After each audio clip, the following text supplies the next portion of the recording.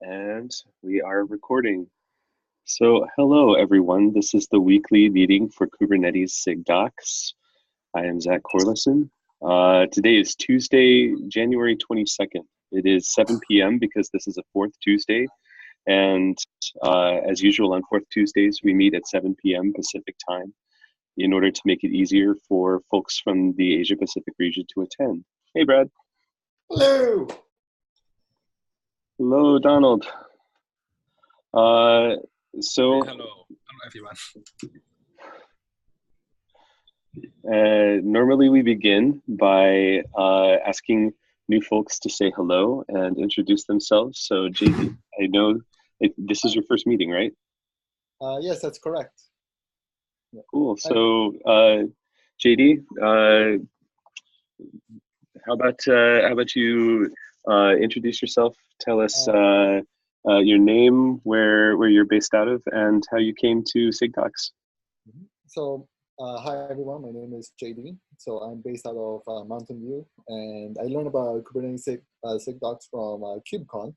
I actually went there, and I just hanging out with some people. I thought, all right, what would be a nice way to get into the community, help out. And one of the things I like doing is really good documentation. I like things that are nicely explained, and just go the extra mile to make sure that everything's crystal clear, good, docs. And so I thought, oh, this is a good fit. Excellent. Well, you are in good company, so welcome. We're glad to have you here. I'm glad to be here. So this is my first time back in over a month.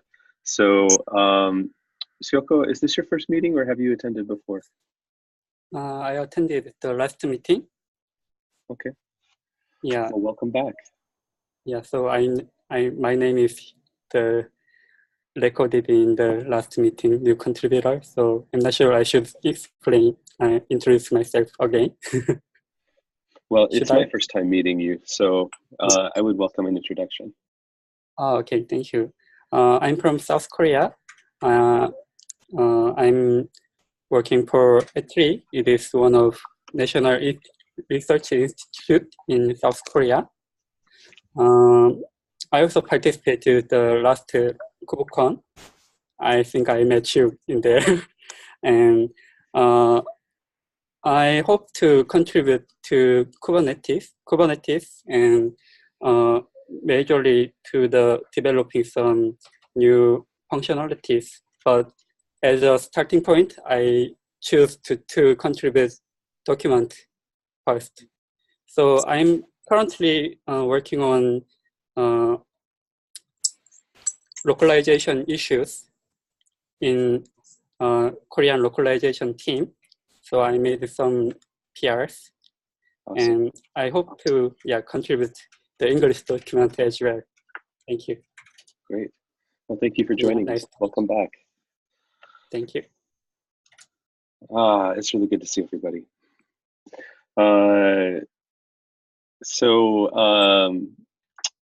Let's see. Let's move on to updates and reminders and housekeeping. I'm back. I will create a new PR Wrangler schedule for the first 6 months of 2019 this week, so we can get back on a regular rotation. Brad, I know that you filled in last week. I think Tim Fogarty is filling in this week. And does anybody know did we have anyone filling in like the first, the week before you, Brad? No, I was the first. So okay, well, thank you for being first to dig in the avalanche. I like a challenge. Well, cool. So yes, I will get that. I will get the schedule out this week. I will have a draft ready by Friday.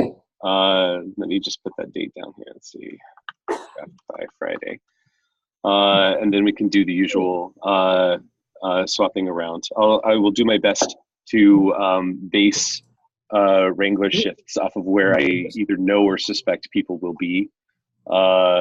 But if there's any particular date that you know that you already know is not going to work for you, then send me a DM on Slack, and I'll work around it. Jim, you want to talk about the 1.14 release team? Yep. Yeah. So we just got the survey results the tail end of last week. So we're able to review all the people who are applicants for the Sig Docs shadow position. And we were able to finally hammer in those 5 people, I guess, who are going to be part of our shadowing crew. And that's Cody, Jared, Barney, Naomi, and Simply Tunde. And so you'll see more of them on the different channels in various areas. And one kind of cool quick side note was, since there was so many applicants for the shadows role, we were able then to send, I don't want to call them rejection letters, but saying that all the release shadow positions are full, but that doesn't mean that you can't help out with Sig Docs. You can't help out with the contributing experience, or there might be another Sig that you're interested in. So having that ability to recruit more community members has been really cool as an outcome of having this survey, which we didn't have before release 114. So I'm still kind of figuring out all the details there of what we need to do moving forward, and I'll have more information probably at the next meeting. Awesome. That's so amazing to me that like more than 5 people want to do the release job. That's fantastic. Thank you, Jim, for taking that on. And that's great to have. I think your shadows are going to be in really good hands with you. So. Yeah. And one thing I forgot to mention, I saw I added a note here, was that the overarching goal for this release team is to really finalize our playbook. I shouldn't say finalize, but get it at a point where every iteration from there can use as a playbook. So that will be one of our main goals that I work on with the shadows. Awesome. Yeah, that's been a long time outstanding. So, very cool. All right. Let's move on to the agenda. Steve, do you want to talk about the project assembly and sorting that you've put together? Sure. Yeah, you want to, can you click the link and present? Yeah, let me present really quick. Hang on.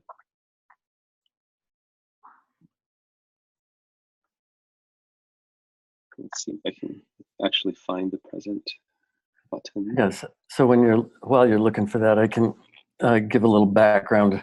So one of the things we decided at the beginning of Q1, that one of the things we'd focus on this quarter is choosing a few topics that we would like to update, and possibly some new topics we would like to write, and just making a very small list of writing projects.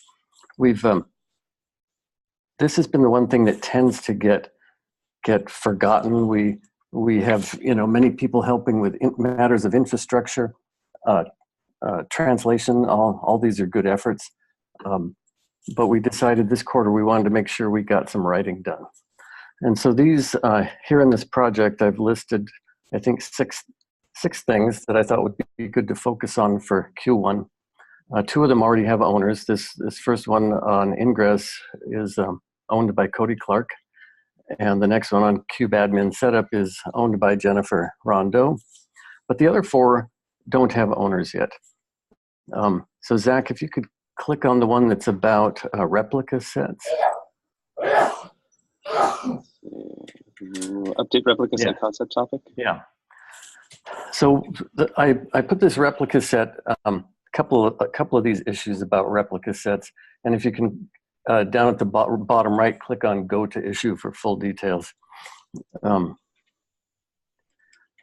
So Andrew Chen and Dominic Torno have been working on some fundamental modeling concepts for Kubernetes, and they've written some blog posts. And one of the things they came across is that there are some misconceptions about how replica sets work, and the replica set is really what's behind the deployment. And so we thought to go along with that effort, and we just thought this was an important thing to clear up, was that we would update this replica set concept topic. So I've listed some things that I think we ought to do. Some are just mechanical things like style guide and taking out time-sensitive phrases like "is the next generation," because I think that next generation was written many generations ago. But then we came across some things like replica set bases its actions on both pod labels and this thing called pod owner reference. And owner reference is not very well explained right now. And so we think that this is it's a critical concept to get explained in this topic. So this is just one example of how, we've chosen one thing that we could improve in the, an actual topic to be updated. And so we're looking for owners for these things. So if this is something you're interested in doing, doing actual writing work, this is the place to look for ideas. And if you can put your, if you want to do one of these, assign it to yourself, and then you can own that project for Q1. Thank you. Is there anyone who is interested in taking on this particular topic update? Is there anybody who is really interested in this?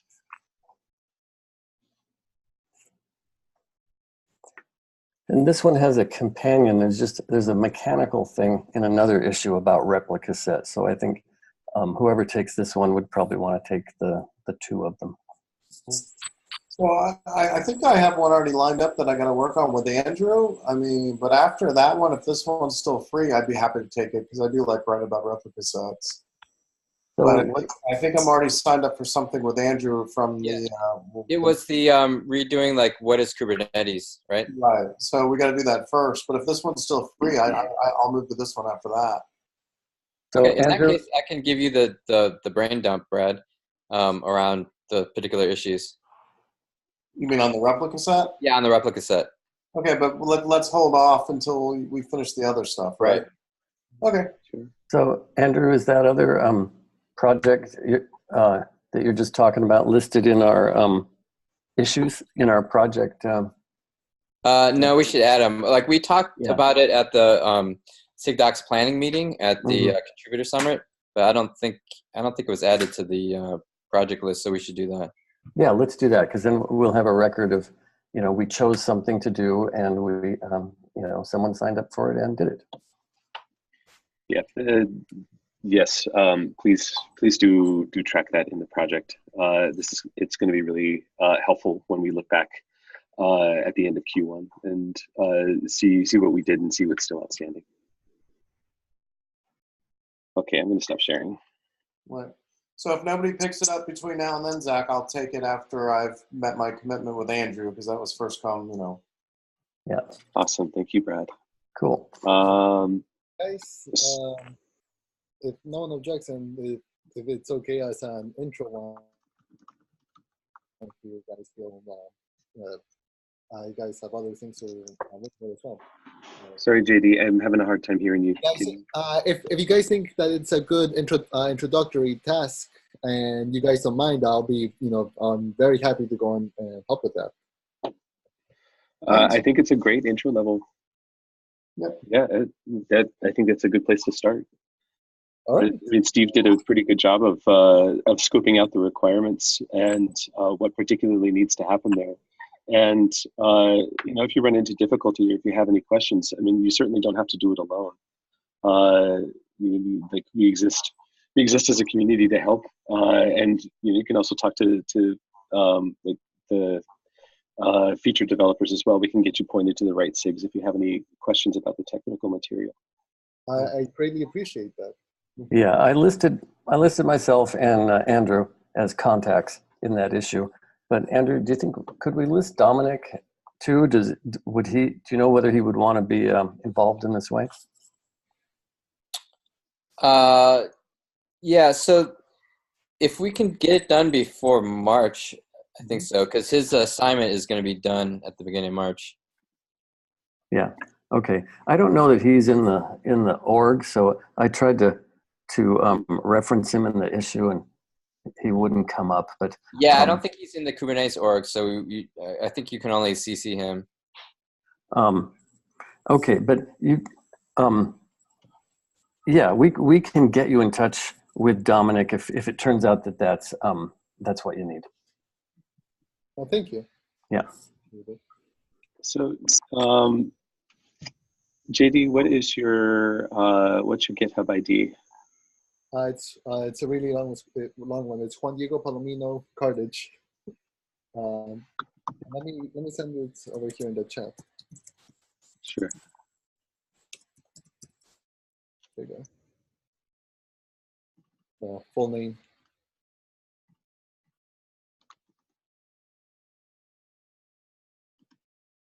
I don't know if GitHub's going to let me. I can.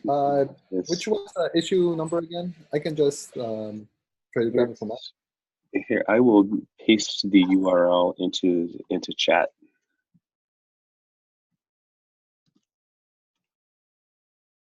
Awesome. Cool. Thank you for taking that on. Great way to get started. How do I sign it, or do I need to do some assignment stuff here, or just get started with it?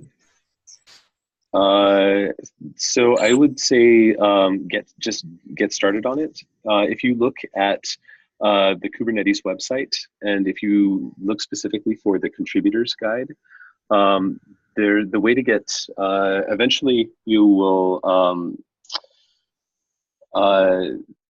want to become an org member of the Kubernetes GitHub organization, and the path to that is when you put together like 5 PRs.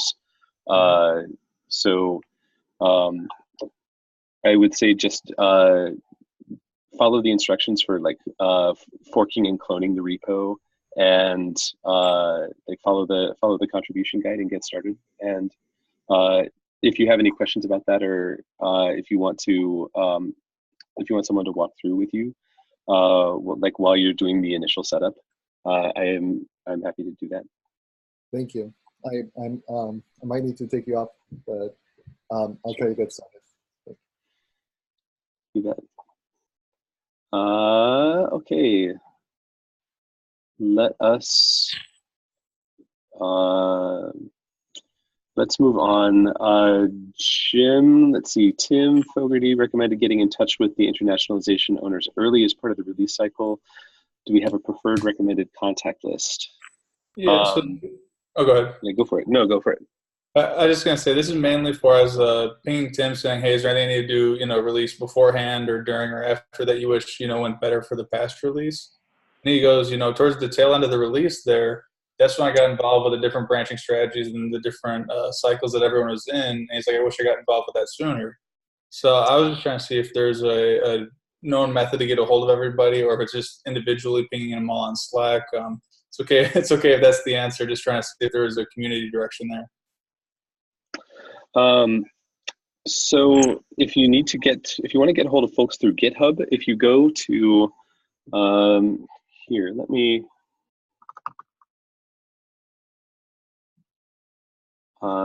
share again really quick.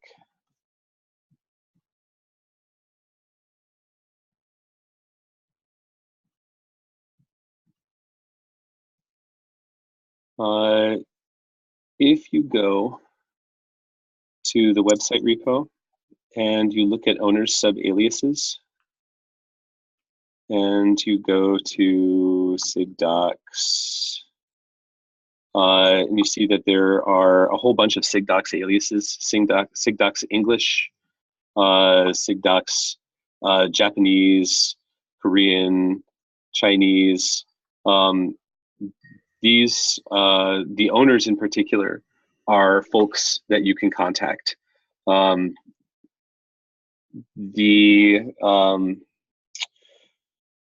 See, the Chinese list is a little long because I think it's probably still representative in at least some capacity of like having gone to Shanghai and like reviewed a whole bunch of Chinese PRs in progress. But like, so here in the Korean owners list, you've got Claudia and Junyi and Ian. So there's like some guidance you can get here, but if you open an issue you can probably get a hold of folks like using this contact info. Slack is another good way to do that. Each one of the localizations has its own channel. I think it's, what is it, sig-docs dash.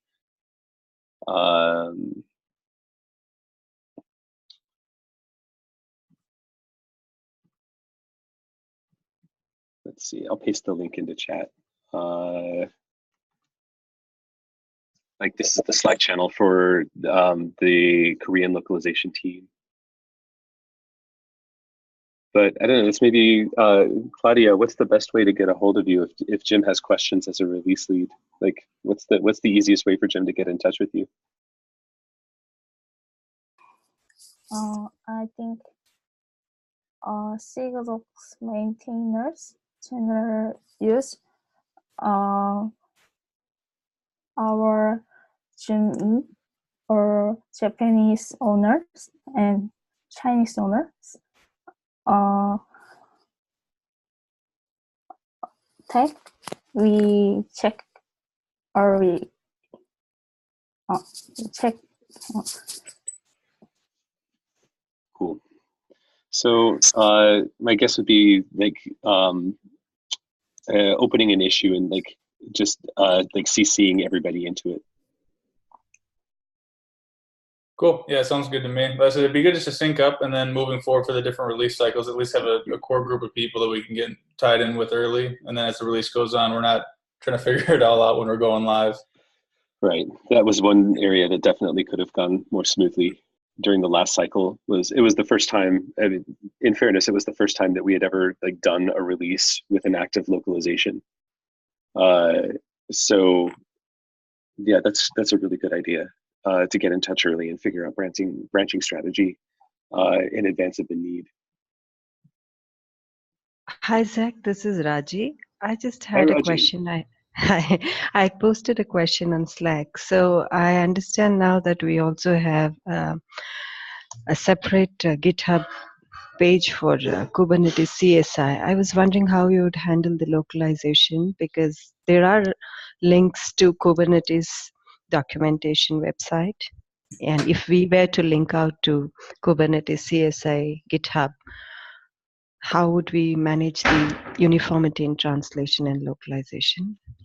So when you say Kubernetes CSI, I'm not familiar. I just pasted the link on Zoom. Okay.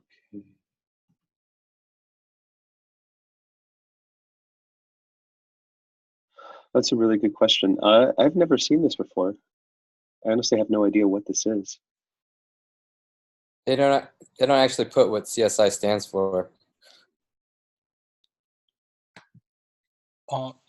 Container storage interface. By the way, recently we have 2 blocks in Kubernetes.io that is related to CSI. And then this link as well as this URL get posted in recent 2 blocks. Yeah, just for information. But this is the storage interface, the standardized storage interface, correct? Yes, yes. Oh, okay. Interesting. So, Raji, are you proposing to localize this content? No, I was just wondering this. I mean, if someone's reading a Kubernetes documentation website in English, and if there is link to our document, if it has been linked out to Kubernetes website document, how are we going to manage the uniformity? Because this exists only in English. And if someone was reading our website in Chinese or Korean, and if we are linked out to this, yeah. So that's maybe a better question for Docs tools, because I mean, hopefully that would be addressed by persistence of language. Like if somebody on the website has already selected to read content in Chinese, if a link, like an external link, goes to the site, I don't know if they would persist in the choice of English or if it would default or sorry, persist in the language choice that the viewers already got, or if they might have to manually reselect the language again. But Yeah. it won't matter That's because probably my this is English suspicion. only. Sorry, what was that, Brad? This is English only, so no matter what you do, the current current way things are, it's not going to matter, right? Well, I don't want to say this doesn't matter, but I don't know that we have. Yeah, I think that's a better question for like the Sig Docs tools. Raji, is persistence of language selection. So Brad, I think the question isn't about linking to this, but if once you're here, you link back to the Kubernetes docs, you'd like to go back to your language. Gotcha. Okay. Okay. Was that the question, Raja? Yes, that was my. Well, also more fundamentally, who owns these docs? Like, who owns the container storage interface docs? I thought it was SIG CLI. I mean, a lot of sub projects these days are having their own documentation. I mean, this is one that I stumbled on. I really don't know if we will be integrating all of this into our Kubernetes website docs at all, or how are we going to? Well, see, that's the bigger question, because these are kind of rogue. So, like, we don't necessarily know about them, and then we don't control them. So, you know, linking in and out of this. Like, yeah, I don't think people should be going off and doing one-off docs, but you know, I can't stop them. But I kind of think if you're going to go off and do a one-off, then we're not responsible for it. But actually, I did read through these docs. Sorry, please stop. Let Raji talk. Sorry, I read through these docs, and I do think that we do have some valuable documentation tasks that we could have for our Kubernetes tasks documentation for the SIG providers, if it adds any value at all. Yeah, I think it's valuable. I just think that people shouldn't be doing projects that are one-off of our main Kubernetes docs. If you have something to say about Kubernetes, you should work with us, and it should go in the Kubernetes docs. Well, so I'm a little distressed that we keep seeing these things that are off to the side. Yeah, I mean, this one would make a nice section inside our docs, the whole CSI driver. Do we have something on the network driver on the CNI as well, or no? But regardless, this would be nice. I was about to say I just saw the CNI one. I think this is the write-up from the SIG groups that they need to do some sort of summarizations for their own documentations. It's just never been merged to the major documentation. So when it comes to, I want to be really careful about the language that we use to describe these docs. Like, rogue is a value judgment, and I would prefer to avoid value judgments about folks' projects. You know, like Steve points out, we don't have any coercive power. What power we have is persuasive. And if we are seeing, you know, if we're starting to see sort of one-off sites or sites with Kubernetes specific content that aren't in K website, then I think maybe let's take a look at why that is, and if there's something about like maybe we need to look at our workflow. Maybe we just need to like have greater visibility. Maybe we need greater accessibility to getting content you know, under the roof of K website.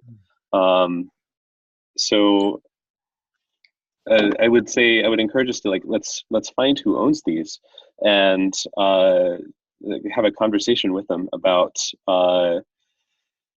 you know, helping these docs succeed, and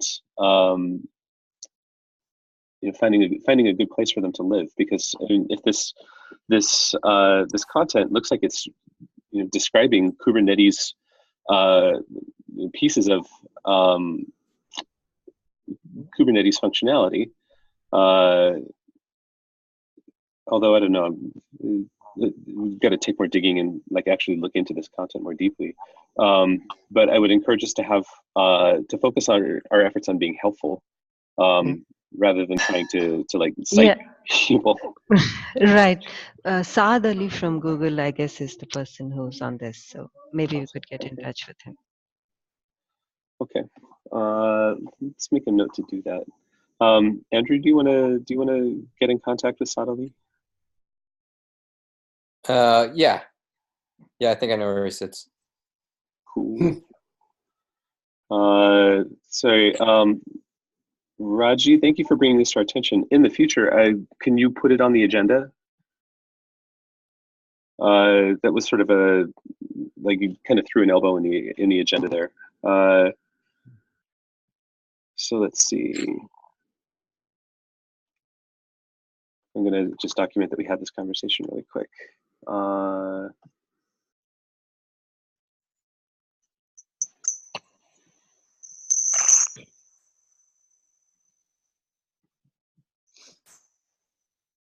It helps with the agenda if I have to stop to take notes, it kind of slows things down a little.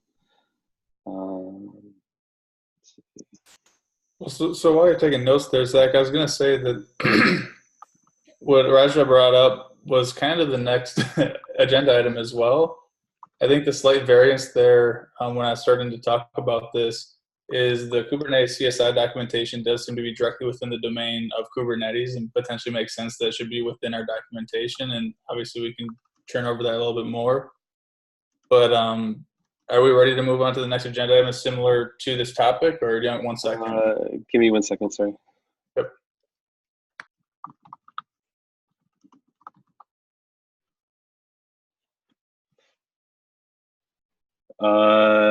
Okay, ready. Go for it, Jim.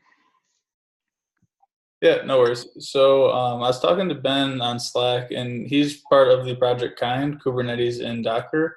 And he joined the call today just to briefly discuss, essentially he wants to host his own documentation. I can let him speak to a little bit more of that because it is a sub-project, but since it's a community project under the same umbrella, where does Sig Docs step in? Where do we step out? Do we say, are we totally hands-off? Where's that compromise there? And trying to open up that discussion, maybe it's not going to be solved in 20 minutes. Sure. So Ben, thank you for joining us. Hi, apologies. I'm just getting home, so I'm like on my phone. Hopefully it's not too anything. Yeah, so do you want us to stall for time, or are you ready? I can talk as long as y'all can hear me.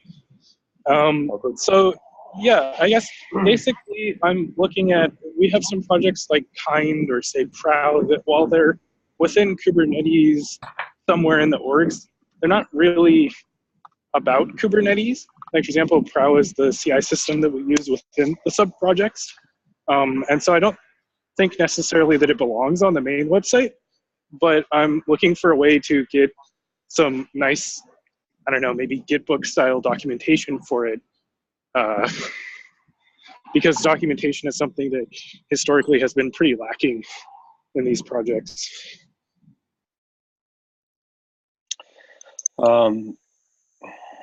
So this, I think it's a wonderful question. And I have two answers that are immediately and equally true. That I want to help, and I think that we should. I think that we can, and I also think that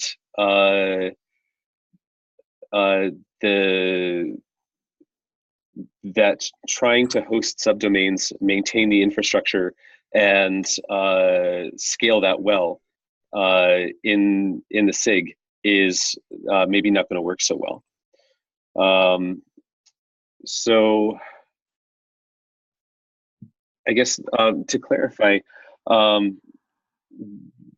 what specifically are you asking for? Are you asking to like host a subdomain off of like Kubernetes.io?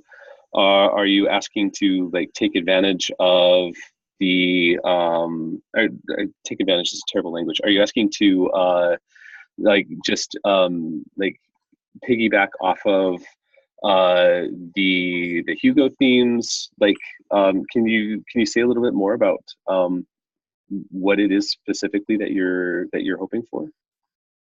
Well, I mean, so first of all, I just wanted to be running everything by you all to make sure that we hit maximum collaboration there.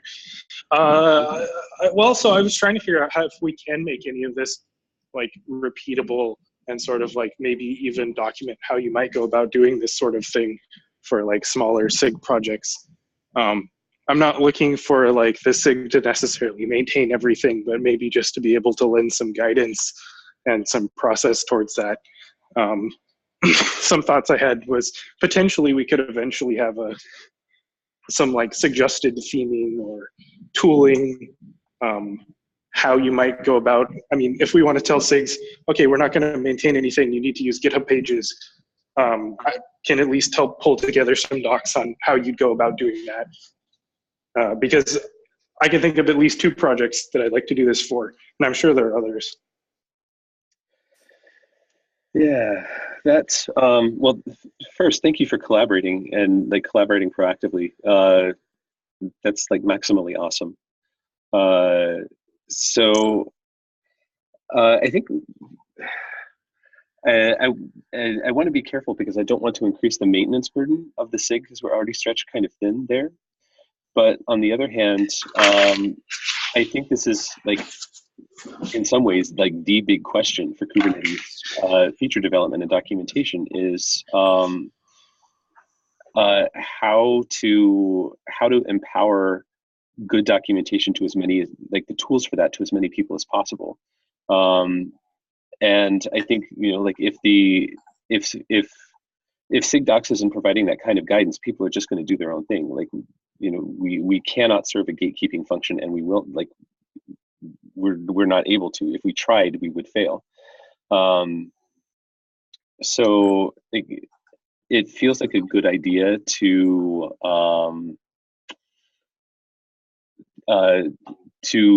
reciprocate that collaboration and try and figure things out.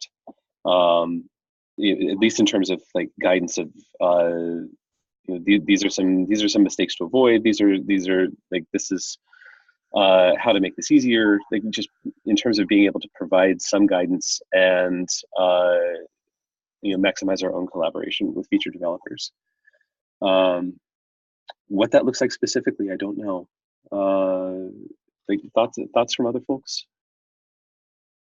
Yeah, you mentioned Prow. What's the other one that's on top of your mind that you might want to do this with? Oh, kind. It's sort of like Minikube, but not. Uh-huh. And these are things where you feel like a GitHub README is not adequate. I feel like there's enough material that GitHub READMEs become inadequate. Yeah, so we've wound up starting to organize like a hierarchy of docs within the repo. And I think that something like that gets a lot more navigable once you actually put it in a rendered form with like a sidebar and a table of contents and things like that that are kind of best generated. In some ways, this is a really timely discussion because we're getting a renewed theme for the site. There's been Alex Contini at the LF has been working on a redesigned site for Kubernetes. And I think one of her goals has been to make that theme portable. So let me loop her in and find out how much of like the stand-up work for a static site we can like just make in common, so that, you know, if you're building a Kubernetes project, like here, let's make it as easy as possible to actually like develop the feature, and, you know, like make sure that time spent documenting it is like spent on actual documentation and not on like site stand-up. That'd be great. Sorry. No, go for it. I would like I would totally agree with some of the earlier comments. Like, if you're building out features that are definitely part of Kubernetes in some way, that like we should be putting that on the main website. But I think some of these things like Prow have wound up being fairly complicated projects of their own, but they're not of the same status or relevance to the main website, but I'd still like to try to bring them to better documentation. And we have people that are contributing to the docs. And like myself, I understand and use Netlify and Hugo and those things. So I think we have people that can help maintain the stack, but I want to achieve some collaboration there, find guidance for this, and just avoid, I've seen a few other smaller sub-projects kind of go off and do it on their own. And I'd like to find some kind of process that's like within the group. Absolutely. So related to Netlify, I mean, if we are coordinating, then ideally I think that it should be under our Netlify account and like, you know, spin it up under like, say, proud.docs.kubernetes.io, because it's really easy to map it into as a subdomain that way. And then, you know, you just have to point that Kubernetes or the Netlify site at the right repo. But like maybe we should come up, I mean, if we are going to go forward with this sort of thing, we should come up with sort of a set of standards for like what that should be like, you know, use Hugo, use this theme, like, you know, deploy it on Netlify so that it's a subdomain under Kubernetes.io following these, you know, whatever format for the subdomain name, that sort of thing. Yeah, that's exactly what I was. Oh, sorry, go ahead. I was just going to add that I talked to a few people offline about this, and the first thought we had is that the DNS is actually something that's checked in and configurable by PR now. And we were thinking that we could do something like maybe like project name.sigs.k8s.io for things that are in Kubernetes SIGs, and for things that aren't, maybe they go under a different k8s.io subdomain, something along those lines. And using the Netlify would be super helpful. Yeah. So at this point, I'm going to say let's bring this discussion to Sig Docs tools, because we're getting into like specifics of configuration. I think if we can share a Netlify site in common that has some advantages, security and administration is one of the pieces that I don't know enough about, and Andrew, I suspect that you know far more. But let's, at this point, Ben, are you okay if we like defer this conversation into the Slack channel so that people can collaborate asynchronously? Absolutely. Thank you for having me. Absolutely. Thank you for joining us. Yeah, double A+ for proactive collaboration. Cool. Let's see. Netlify and Sig Docs tools.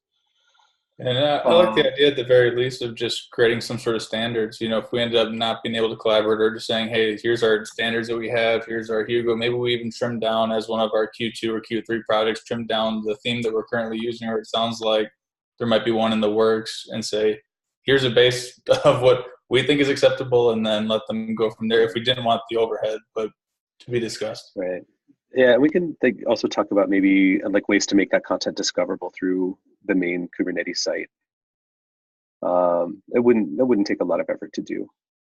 But let's see, we've got 15 minutes left, and we've still got a few things to move through. So let's see. Actually, Andrew Sioko, I'm going to bump you to after Andrew. Andrew, do you want to talk about Rui reporting some broken translation links and wanting to follow up on that?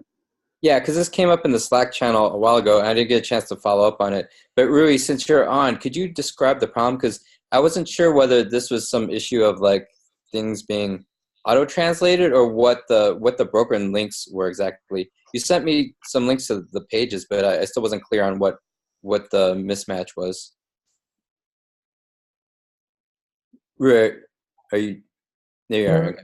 I was muted. So I can actually share the screens that I was sharing in the Slack messages. That maybe will help you to understand what's the situation. Just give me a second. I'll pull these links.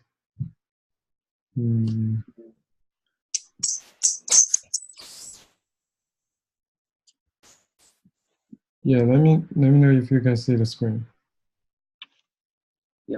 Yep, we can see it.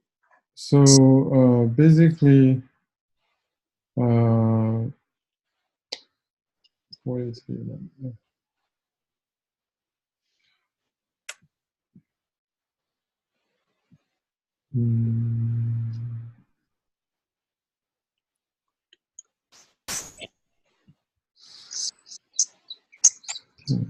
Okay, so I find it that link.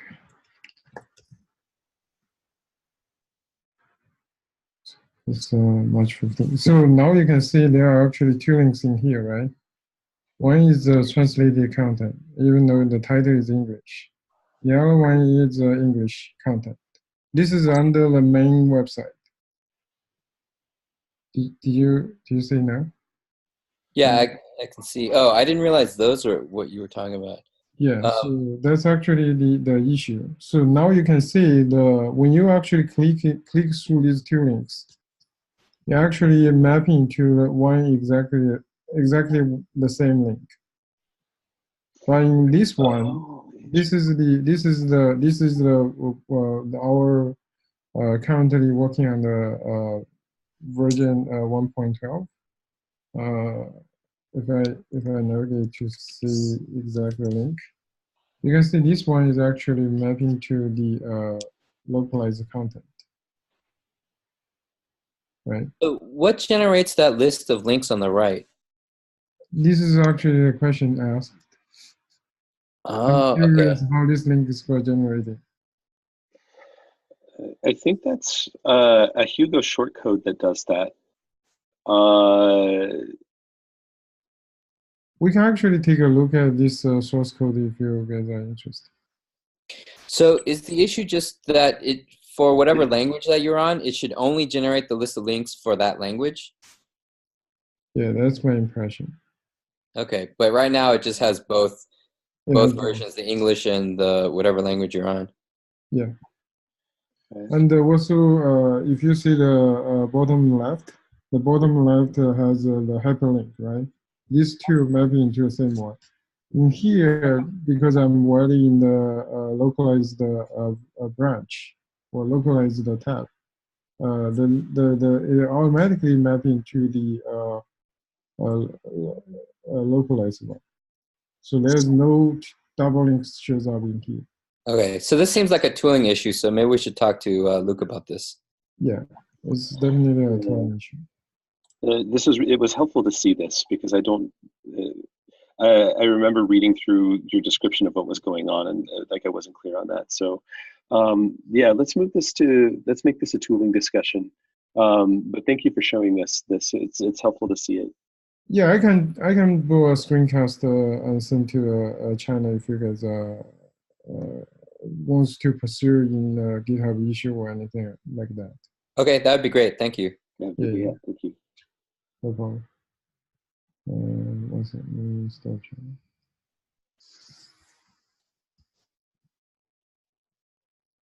Cool.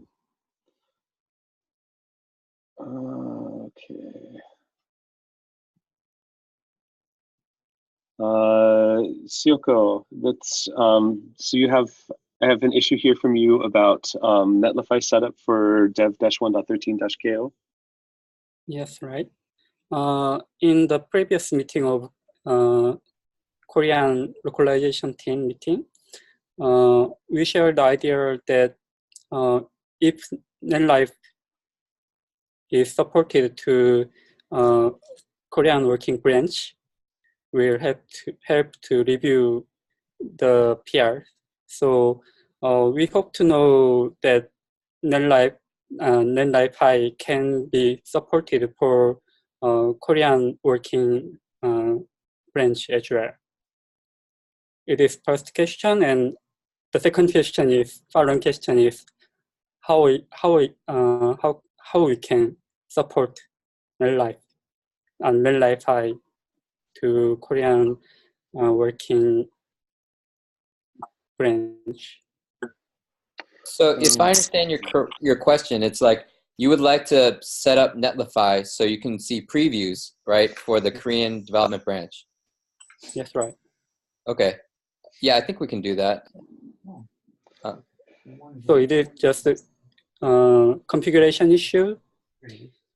Yes, within the Netlify tool, you can set up, they call it a site, a Netlify site, and then we can point it to that branch. And then whenever you submit a PR, it will generate a preview. Sure. So and that's also, yeah. Sorry, no, go ahead. Okay, so who will help to set up the Netlify for currently working Korean branch? I think either Andrew or I could do that. Actually, Zach, I think it has to be you because I don't have the permissions anymore to point at the right repo in or branch in the Kubernetes org. So I can't create new Netlify sites and point them to the right branch. So this will be a really good dry run for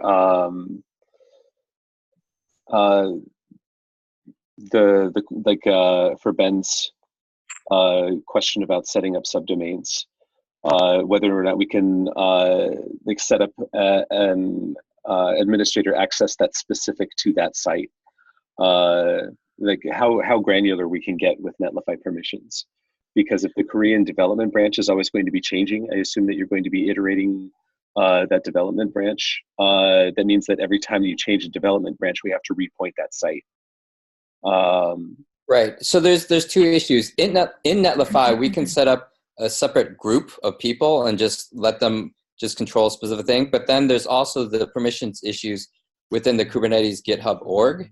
Because I used to be able to set these things up and then point it at whatever repo and branch, but something changed and I can't do that anymore. And I think you need a higher privilege to be able to do that. Okay. Well, you still should be able to. So I'll dig into that too.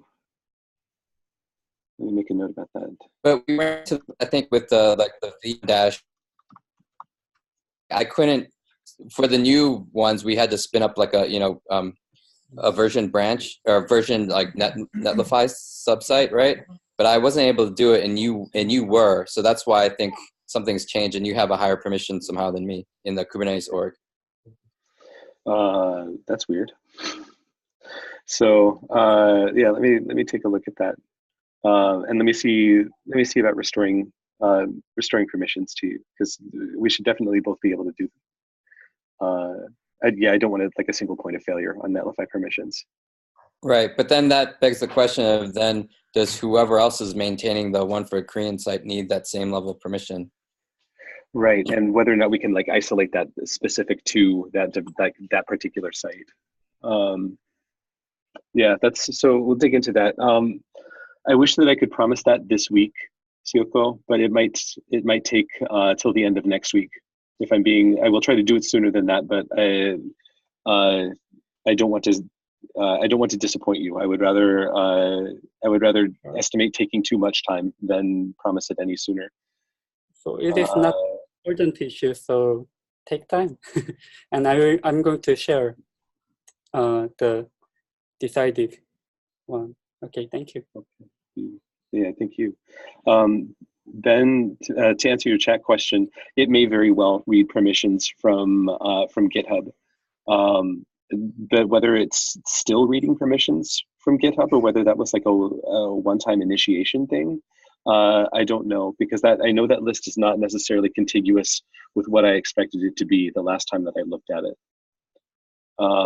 So shrug emoji. But it's worth looking into. Okay.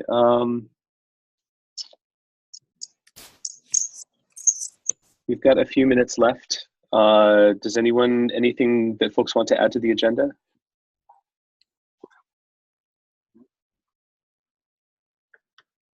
I want to add one thing.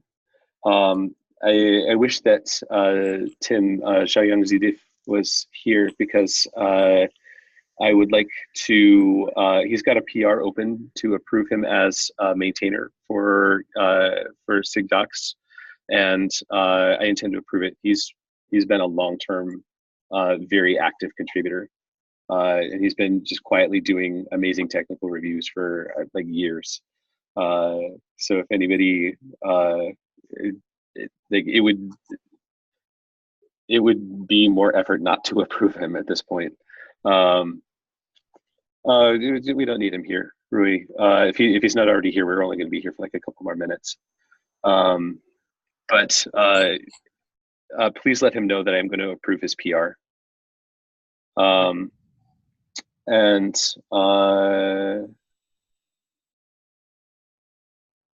right, if there's nothing else, last call.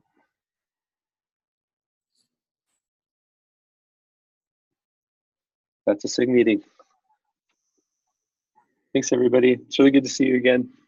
See you later. Happy New Year. Have a great week. Bye. Bye.